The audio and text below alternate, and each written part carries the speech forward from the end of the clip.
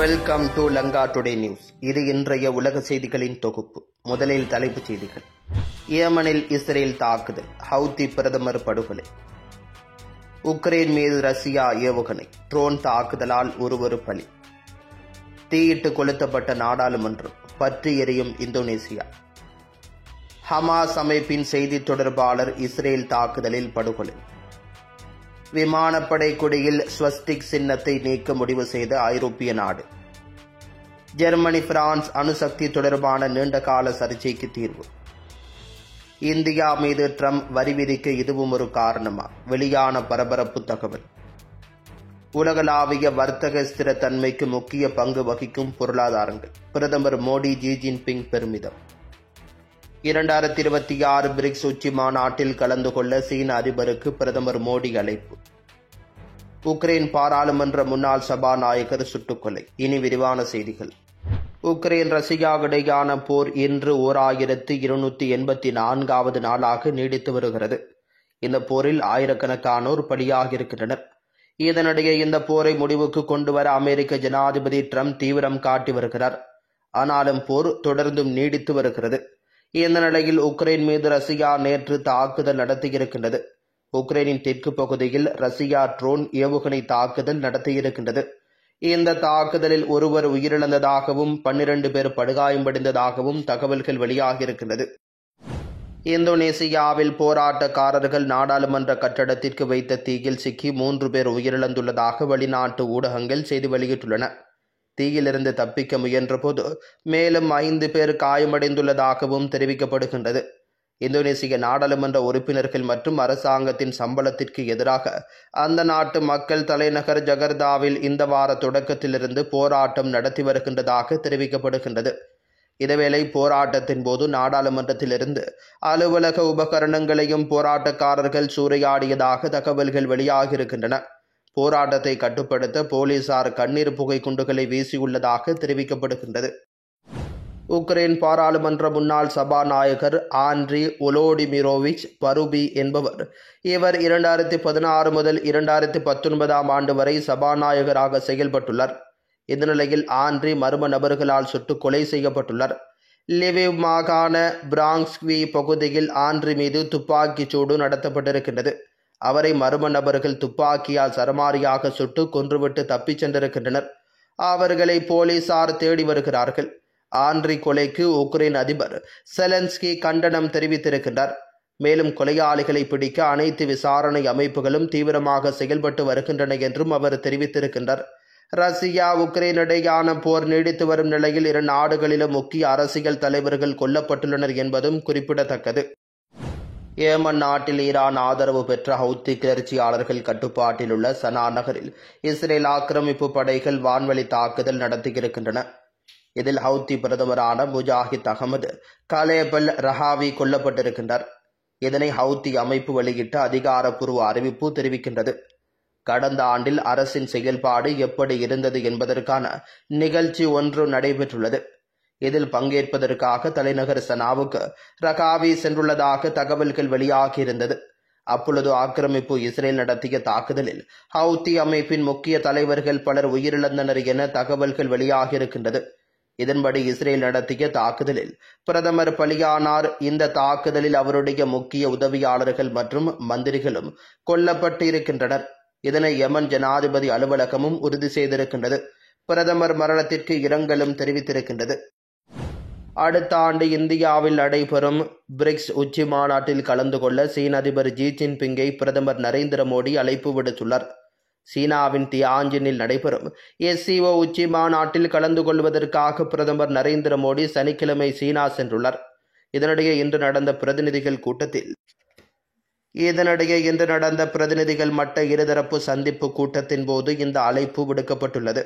சீன அதிபர் மோடிக்கு அழைப்பு விடுத்ததற்கு நன்றி தெரிவித்ததோடு பிரிக்ஸ் உச்சி மாநாட்டின் இந்தியாவின் தலைமைக்கு ஆதரவையும் தெரிவித்திருக்கின்றார். பரஸ்பர நம்பிக்கையின் அடிப்படையில் சீனாவுடன் ஒத்துழைக்க உறுதி பூண்டுள்ளதாக பிரதமர் கூட்டத்தில் தெரிவித்திருக்கின்றார். இதற்கிடையில் டிராகனும் யானையும் கைகூர்ப்பது காலத்தின் தேவை என்று ஜி ஜின்பிங் குறிப்பிட்டுள்ளார். இந்த ஆண்டு சீன இந்திய ராஜதந்திர உறவுகளின் 75வது ஆண்டு நிறைவை குறிக்கிறது என்றும் ஜி ஜின்பிங் குறிப்பிட்டுள்ளமை குறிப்பிடத்தக்கது. ஜெர்மனி பிரான்ஸ் இடையிலான அணுசக்தி தொடர்பான நீண்டகால சர்ச்சைக்கு முடிவு வந்திருக்கின்றது.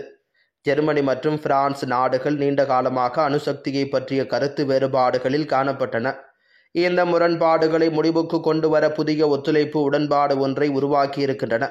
இந்த உடன்பாட்டின்படி இரு தரப்பினரும் அணுசக்தி உட்பட குறைந்த கார்பன் உமிழ்வு எரிசக்தி வளங்களை சமமாக கருத வேண்டும் என்பதை ஒப்புக்கொண்டிருக்கின்றன. ஜெர்மன் சான்சலர் பிரிட்ரிக் மெர்ஸ் மற்றும் முக்கிய அமைச்சர்கள் பிரான்சின் டவுலோன் நகரத்தில் நடந்த 25வது பிரான்ஸ் ஜெர்மனி அமைச்சரவை கூட்டத்தில் கலந்து கொண்டனர். ஜெர்மனி அதன் அணுசக்தி நிலையங்களை மூடிவிட்ட நிலையில் பிரான்ஸ் அணுசக்தி திறன்களை விரிவுபடுத்தி வருகிறது. இவ்வாறு வித்தியாசமான அணுகுமுறைகள் இருந்தாலும் இரு நாடுகளும் இனிமேல் ஒருவரின் எரிசக்தி கொள்கைகளை தடுக்கும் முயற்சிகளை தவிர்த்து பரஸ்பர ஆதரவு வழங்க ஒப்புக்கொண்டிருக்கின்றன. இந்த புதிய பொருளாதார திட்டம் பாதுகாப்பு, தொழில்துறை மற்றும் டிஜிட்டல் கொள்கைகளை உள்ளடக்கியதாகும். இது கொள்கை முரண்பாடுகளை சமரசம் செய்து ஐரோப்பிய ஒன்றியத்தில் கூட்டு முயற்சிகளுக்கான மாதிரியாக அமைய வேண்டும் என்பதையே நோக்கமாக கொண்டிருக்கின்றது. காசா இஸ்ரேல் இடையே கடந்த 21 மாதங்களுக்கு மேலாக மோதல் போக்கு நிலவி வருகின்றது. 21 மாதங்களுக்கு மேலாக ஆக்கிரமிப்பு இஸ்ரேல் காசாவில் கொடூர தாக்குதலை நடத்தி வருகிறது. காசா பகுதியில் இதுவரை 63,000க்கும் மேற்பட்ட அப்பாவி பலஸ்தீனர்கள் படுகொலை செய்யப்பட்டிருக்கின்றனர். 1,00,000க்கும் மேற்பட்டோர் காயமடைந்தும் காணப்படுகின்றனர். இதனை காசா சுகாதார அதிகாரிகள் உறுதி செய்திருக்கின்றனர். காசா நகரில் நேற்றிலிருந்து இதுவரை 43 அப்பாவி பலஸ்தீனர்கள் இஸ்ரேலால் படுகொலை செய்யப்பட்டிருக்கின்றனர். இந்த நிலையில் ஹமாஸ் ஆயுத பிரிவின் செய்தி தொடர்பாளர் அபு ஒபைதா இஸ்ரேலின் இராணுவ நடவடிக்கையில் கொல்லப்பட்டுள்ளார் என இஸ்ரேல் பாதுகாப்பு மந்திரி இஸ்ரேல் கட்ஸ் இன்று அறிவித்திருக்கின்றார்.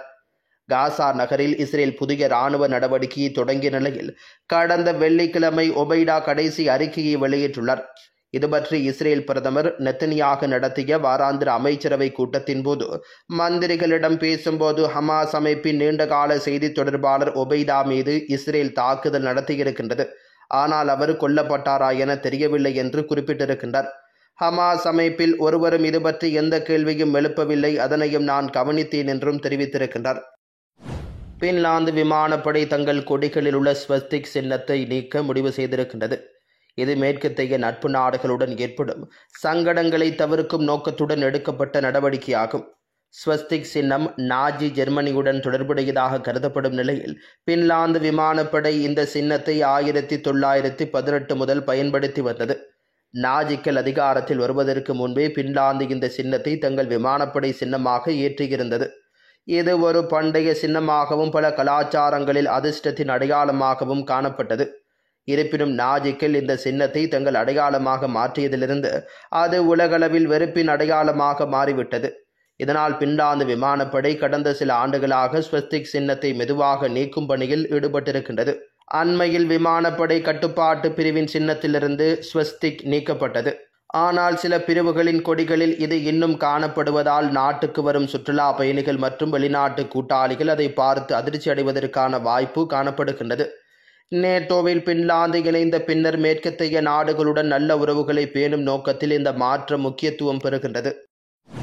இந்தியா பாகிஸ்தான் இடையேயான போரை நான் தான் நிறுத்தினேன் என்று அமெரிக்க அதிபர் ட்ரம்ப் கூறி வருகிறார். இதை இந்தியா திட்டவட்டமாக மறுத்து ட்ரம்புக்கு பதிலளித்திருக்கிறது. ஆனால் ட்ரம்ப் தொடர்ந்து அந்த கருத்தை தெரிவித்து வருகிறார். அதன்பின் இந்திய பொருட்கள் மீது 50% வரி விதிப்பதாக அறிவித்துள்ளார். மோடியை தனது நண்பர் என்றும் இந்தியா தங்களது நெருங்கிய கூட்டாளி என்றும் கூறி வந்த ட்ரம்ப் திடீரென்று அந்த நிலைப்பாட்டிலிருந்து மாறியிருக்கின்றார். இந்தியாவை தொடர்ந்து விமர்சித்து வருகிறார். இதற்கிடையே பாகிஸ்தானுடனான போரின் போது மத்தியஸ்தம் செய்ய ட்ரம்பை அனுமதிக்காததே இந்தியா மீதான அவரது கோபத்திற்கு காரணம் என்று தகவல்கள் வெளியாகியிருக்கின்றது. இந்த நிலையில் இந்த விவகாரத்தில் புதிய தகவல் ஒன்று தற்பொழுது வெளியாகியிருக்கின்றது. அமைதிக்கான நோபல் பரிசை பெற ட்ரம்ப் விரும்புவதாக தெரிகிறது. இதனால் இந்தியா பாகிஸ்தான் போர் உட்பட 7 போர்களை தான் நிறுத்தியதாக கூறி வருகிறார். ட்ரம்புக்கு நோபல் பரிசு வழங்க வேண்டும் என்று இஸ்ரேல் பிரதமர் நெத்தனியாகு உள்ளிட்ட சில தலைவர்களும் பரிந்துரைத்திருக்கின்றனர். சமீபத்தில் பாகிஸ்தான் ட்ரம்பின் பெயரை நோபல் பரிசுக்கு பரிந்துரை செய்திருக்கின்றது. ஆனால் நோபல் பரிசுக்கு ட்ரம்பின் பெயரை பரிந்துரைக்க மோடி மறுத்ததாக நியூயார்க் டைம்ஸ் ஊடகம் செய்தி வெளியிட்டிருக்கின்றது. அதில் பிரதமர் மோடி G7 உச்சி மாநாட்டுக்காக கனடாவில் இருந்தபோது அவரை ட்ரம்ப் தொலைபேசியில் தொடர்பு கொண்டு பாகிஸ்தான் தனது பெயரை அமைதிக்கான நோபல் பரிசுக்கு பரிந்துரைக்கப் போவதாக குறிப்பிட்டுள்ளார். மேலும் மோடியும் தனது பெயரை பரிந்துரை செய்ய வேண்டும் என்று சூசகமாக தெரிவித்துள்ளார். ஆனால் அதனை மோடி ஏற்கவில்லை. நோபல் பரிசுக்கு ட்ரம்பின் பெயரை மோடி பரிந்துரைக்கவில்லை. இதன் காரணமாகவும் இந்தியாவுடன் வரி விவகாரத்தில் ட்ரம்ப் மோதல் போக்கை கடைபிடித்து வருவதாகவும் கூறப்படுகிறது. சீனாவின் தியான்ஜின் நகரில் நடப்பு ஆண்டுக்கான சாங்காய் ஒத்துழைப்பு அமைப்பு உச்சி மாநாடு இன்று தொடங்கி 2 நாட்கள் நடைபெறுகிறது. சீன அதிபர் ஜி ஜின்பிங் அழைப்பின் பேரில் இந்த உச்சி மாநாட்டில் பங்கேற்பதற்காக பிரதமர் மோடி தனி விமானம் மூலம் சென்றிருக்கின்றார். அவருக்கு தியான்ஜின் விமான நிலையத்தில் சிவப்பு கம்பள வரவேற்பு கொடுக்கப்பட்டிருக்கின்றது. ஒத்துழைப்பின் வழியே நாடுகளின் நிஸ்திரத்தன்மையை மேம்படுத்தும் நோக்கில் 2001ஆம் ஆண்டில் உருவான இந்த அமைப்பில் இந்தியா, சீனா, பாகிஸ்தான் உள்ளிட்ட 10 நாடுகள் அங்கத்தினராக காணப்படுகின்றன. இந்த அமைப்பில் கடந்த 2017ஆம் ஆண்டு இந்தியாவும் பாகிஸ்தானும் இணைந்து கொண்டன. இந்த அமைப்பின் வருடாந்திர உச்சி மாநாடு இன்றும் நாளையும் நடைபெறும் என தெரிவிக்கப்படுகிறது. இந்த நிலையில் இன்று மாலை தொடங்கிய சாங்காய் ஒத்துழைப்பு அமைப்பு உச்சி மாநாட்டுக்கான அதிகாரப்பூர்வ தொடக்க நிகழ்ச்சியில் பிரதமர் மோடி கலந்து கொண்டுள்ளார். அவரை சீன அதிபர் ஜின்பிங் கைகுலுக்கி புன்சிரிப்புடன் வரவேற்றுள்ளார்.